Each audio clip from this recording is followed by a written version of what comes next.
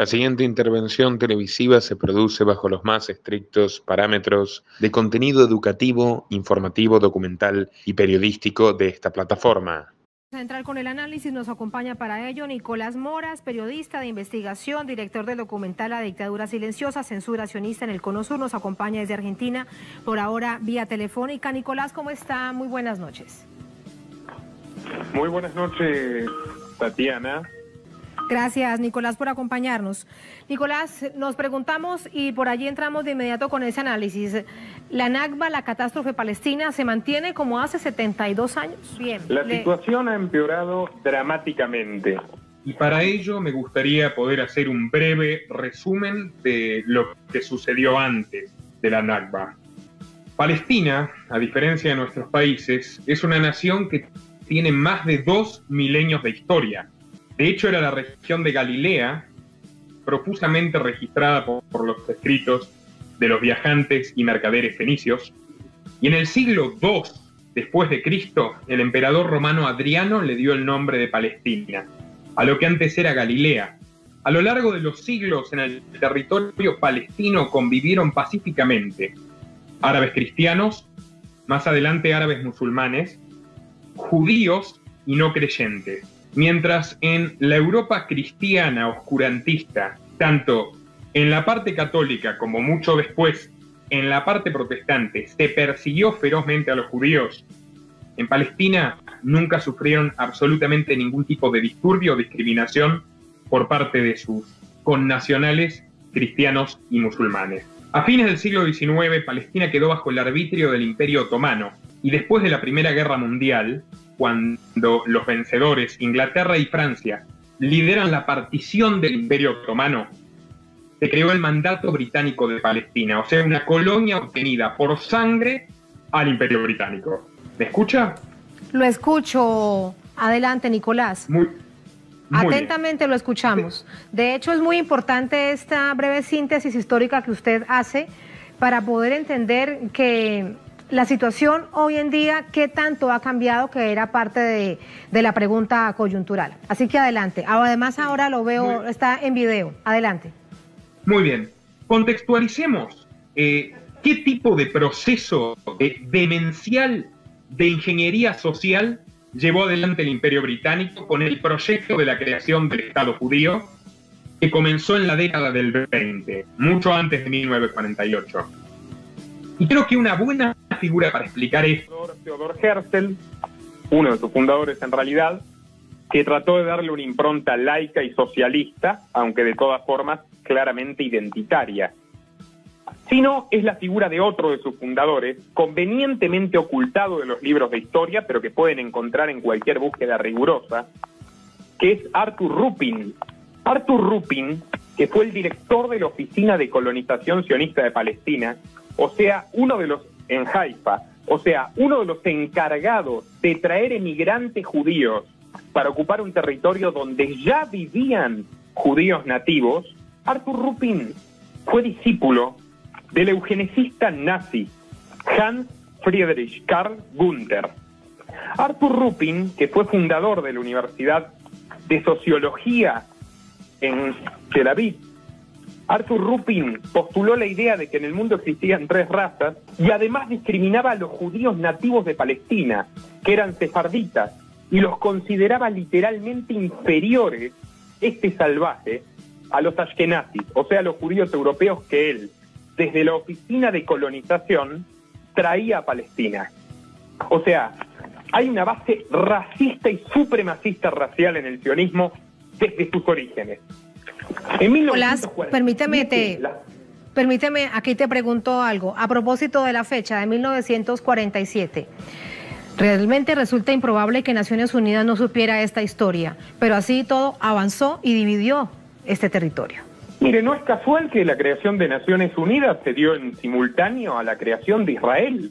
Y usted acaba de decirlo, las Naciones Unidas validaron a Israel como Estado miembro y con su repugnante hipocresía al día de hoy no han reconocido a Palestina, que más allá de la formalidad lo que demuestra es que la ONU jamás garantizará el cumplimiento de los derechos humanos en ningún lugar. Es una burocracia más capaz de exterminar a medio planeta si es necesario, o legitimarlo si va acorde a los intereses de las potencias que la lideran. Israel nace en un contexto demencial. Si nos seguimos al testimonio de Matilyahu Pelev, que fue ni más ni menos que un general israelí del Estado Mayor, condecorado en la Guerra de los 7 días, él mismo arrepentido de los crímenes genocidas que cometió durante su carrera militar, relató cómo fue que llegó a Palestina en el proceso de colonización.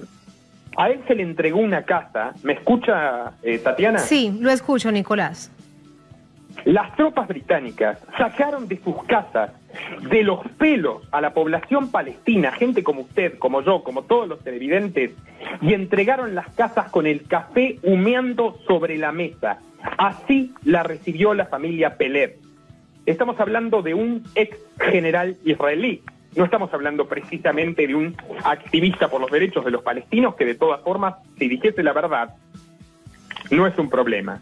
Pero se vive una censura atroz sobre este tema históricamente, porque es la única forma en la que se puede ocultar la naturaleza genocida anacrónica del Estado de Israel. Vamos a ver, Israel, con Golda Meir, su primer presidenta, aliada a los soviéticos, implementó métodos de tortura estalinista contra los palestinos que ya estaban encerrados en campos de concentración desde 1948 y reducidos a guetos los demás. Si usted revisa el mapa histórico de Palestina, puede ver perfectamente cómo Israel avanzó de manera incesante y sistemática sobre territorios que no le pertenecían, y la comunidad internacional no hizo absolutamente nada. Luego Israel cambió de socios y bajo el amparo de Estados Unidos se asoció con la Sudáfrica del apartheid, con la Sudáfrica donde el 10% de la población blanca tenía derechos de ciudadanos de primera y el 90% de la población vivía sometido a un régimen de servidumbre. Ese sistema que estuvo vigente en Sudáfrica hasta 1994 sigue vigente hoy en Israel, donde los palestinos carecen de derechos ciudadanos, carecen de derecho a la propiedad, carecen de derecho a la vida, y los pocos que pueden ingresar al territorio que le pertenecía a sus ancestros lo hacen para trabajar explotados como mano de obra barata. Desde que Golda Meir dijo que los palestinos no existen, se han sucedido gobiernos de todo signo, de izquierda y de derecha en Israel, hasta llegar a Netanyahu. El mismo Netanyahu que dice que ahora, después de la cuarentena, le va a implantar microchips a los niños israelíes. El mismo Netanyahu que bombardea centros sanitarios en Palestina y coarta el acceso de medicamentos y de alimentos. O sea, son crímenes de lesa humanidad indiscutibles. Y permítame decirle una cosa, yo estoy cansado de la hipocresía, porque yo, si bien tengo años de experiencia en el periodismo, la primera censura que sufrí en torno a esto, como muchísimos otros colegas, fue cuando con 19 años era columnista de Infobae, el periódico digital nativo más leído de América Latina. Y en un diario donde había podido publicar con absoluta libertad, cuando escribí una columna titulada Israel, breve historia de un genocidio contemporáneo, me censuraron. Y por tanto me tuve que retirar. Esto le ha pasado a muchísimos periodistas, pero permítame una cosa. No es solamente la derecha de Trump y Bolsonaro los que son cómplices de los crímenes israelíes. Porque no hay que olvidar, a mí me censuraron de Hispan TV, que es una cadena Nicolás, permíteme, allí yo te planteo lo siguiente, Nicolás. Vínculos, permítame, sí. Termino esta frase. Dime. Por denunciar la hipocresía del actual vicepresidente español, Pablo Iglesias, que pasó de reivindicar los derechos de los palestinos a ir a llorar al muro de los lamentos con la quitá sobre su cabeza y abrazarse con los políticos genocidas de Israel. Y por eso se me censuró en vivo y en directo.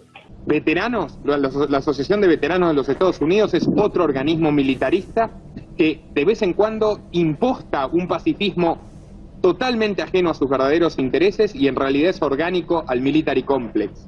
La Open Society no pertenece a los Rothschild sino a George Soros, quien Julian Assange demostró que financia a los genocidas imperialistas que se disfrazan de progresistas como Hillary Clinton o los socialistas españoles socios de la monarquía absolutista saudí.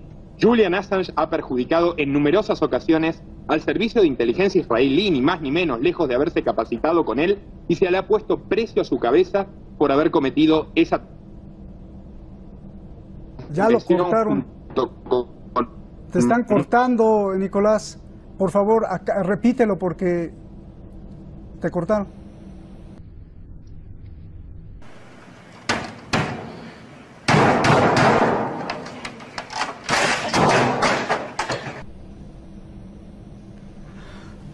pues se nos fue, o no quisieron que acabara de hablar. O no quisieron que acabara de hablar. Uno mismo no entiende cómo a este hombre le están haciendo lo que le están haciendo.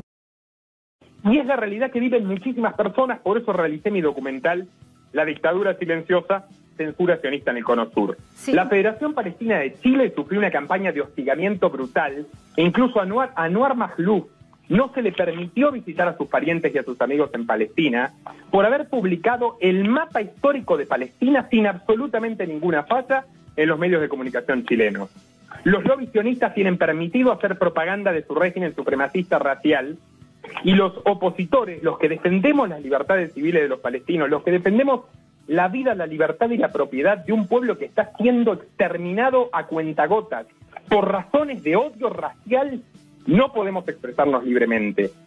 Y una cosa más, aquí tenemos un presidente, el señor Alberto Fernández, que por primera vez en la historia eligió como primer país de visita presidencial a Israel, a un país no limítrofe, por primera vez en la historia argentina. Y su ministra de Justicia, Marcela Lozardo, amenaza con enjuiciar y perseguir a quienes criticamos los crímenes del sionismo bajo la categoría de antisemitas. Esta es la mayor falacia que existe. No solo la familia Peled y destacados autores judíos como Norman Finkelstein denuncian los aberrantes crímenes del sionismo. Y no solo los sionistas los persiguen, los agreden, incluso los han agredido físicamente, como le pasó a Mico Peled en los Estados Unidos con un grupo de sionistas radicales. No solo eso, los palestinos también son semitas. Los libaneses, los sirios, los jordanos, los egipcios, todos los vecinos a los que Israel ha invadido históricamente y agredido y bombardeado y asesinado de manera masiva, también son semitas. O sea, vivimos una intolerable hipocresía. Hoy a Voltaire, uno de los pensadores más grandes de la humanidad, se lo tacha de antisemita cuando era un férreo defensor de la libertad religiosa, incluida la de los judíos. O sea, hay una manipulación orwelliana de esta situación que lo que tiende a ocultar es que en Israel se comete, en ese estado probeta, que fue en palabras de... Lo que tanto sufre, Nicolás, lamentablemente se me acaba el tiempo, debemos despedirte, todas las reflexiones que evidentemente genera una situación tan dolorosa como es esta necesidad permanente, perentoria del regreso a sus territorios y de que sea reconocido como Estado por parte del pueblo palestino. Nicolás, gracias por tus reflexiones, dime. Cierro con esto. Sí. Sí, no solamente es la cuestión formal, es la cuestión de los derechos fundamentales del ser humano. En ningún otro país del mundo ocurre esto, a ningún otro gobierno se le permite esto, solo Israel, con el amparo de los Estados Unidos y de los lobbies sionistas de todo el planeta, incluyendo a los progresistas hipócritas, solo a Israel se le permite esta barbaridad. Hay que decir basta, hay que frenar esto antes de que sea tarde, porque el pueblo palestino resiste sin ayuda de nadie, pero tarde o temprano no podrá mantener la resistencia.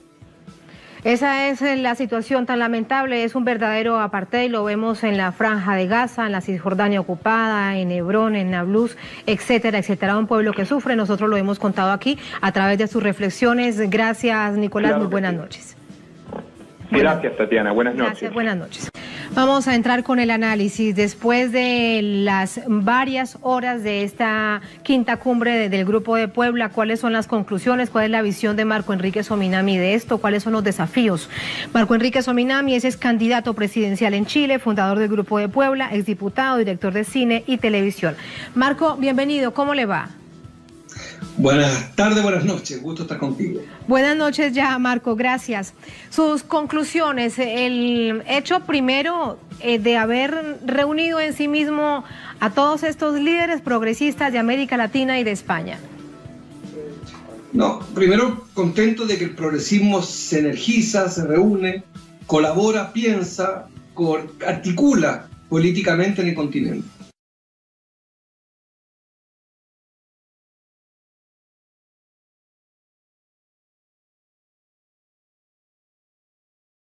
Cierro con esto. Sí.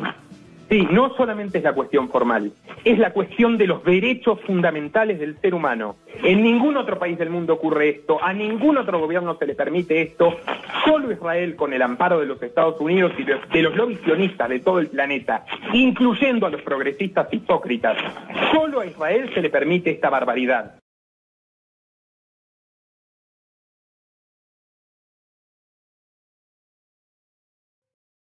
Nuestro trabajo depende de tu apoyo. Para que siga siendo posible, realiza tu aporte desde tan solo $3 por mes a través de Patreon, en los enlaces que figuran en la descripción o en el comentario fijado. También podés hacerlo vía Bitcoin o desde la opción Unirte de YouTube. Y si estás en Argentina, elegí el medio de pago de tu preferencia a través de Mercado Pago. Quienes nos apoyen en Patreon a partir de $5 mensuales tendrán acceso a análisis, entrevistas, conferencias y documentales exclusivos. También tenemos opciones para sponsors. Así que publicita con nosotros a través de patreon.com/Nicolás Moraz.